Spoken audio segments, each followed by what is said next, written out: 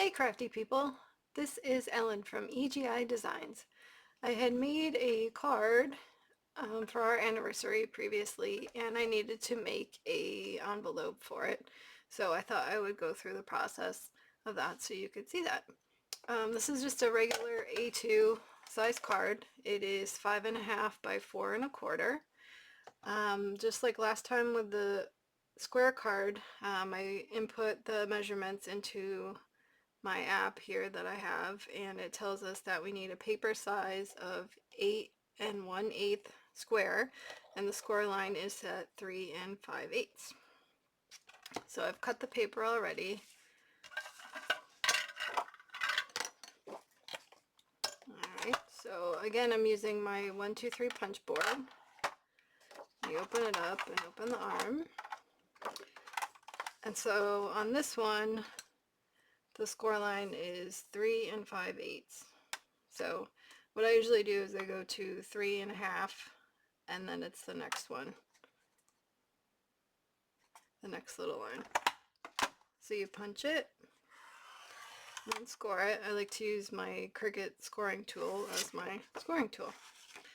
So the next one, what you do is there's a track right here and you can feel when it kind of locks into place. And in this case it's around 4.5. So then the next measurement is we're back to the 3 5/8.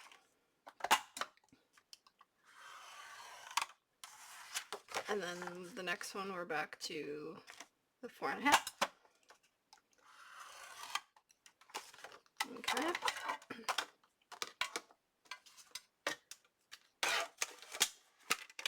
So then what you can do is, this is a corner rounder here.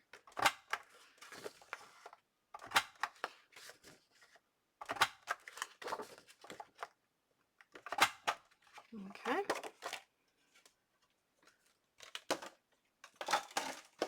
So we are all set with that. And then what you want to do is you want to fold on the score lines and give that a good crease with your bone folder.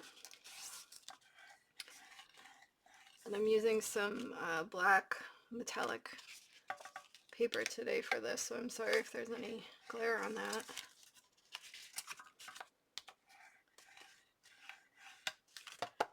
Okay, so what I usually like to do to try to see where the tape needs to be is I actually fold in the bottom flap first and then put these on top.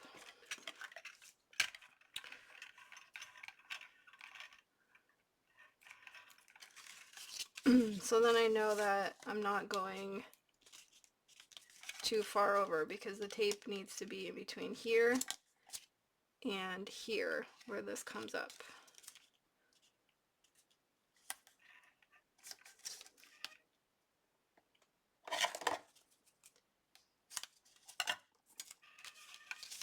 And then same on this side as well. It needs to be in between here and where this goes. So if I follow along on this side, I'll have the tape in the right spot. I burnish that down. And then take my weeding tool to help me get the backs up.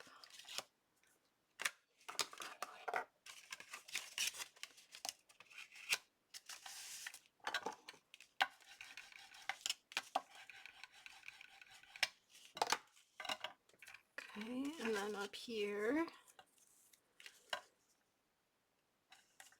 I use a little bit smaller width of tape. This one is 1/4, and the one that I used down here was 3/8.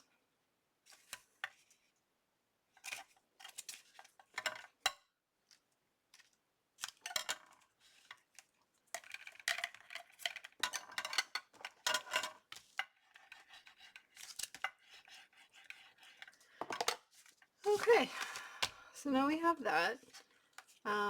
When I'm giving a card or mailing a card, I like to cut a just a 4 1/4 by 5 1/2 piece of cardstock, and I like to use an embossing folder, and in this case I use the new one from Simon Says Stamp. It's the Captivating Keys. So what I do is I just take this, and it really helps if you have embellishments and stuff on the front, but it protects the card, and you just put it over. Oop.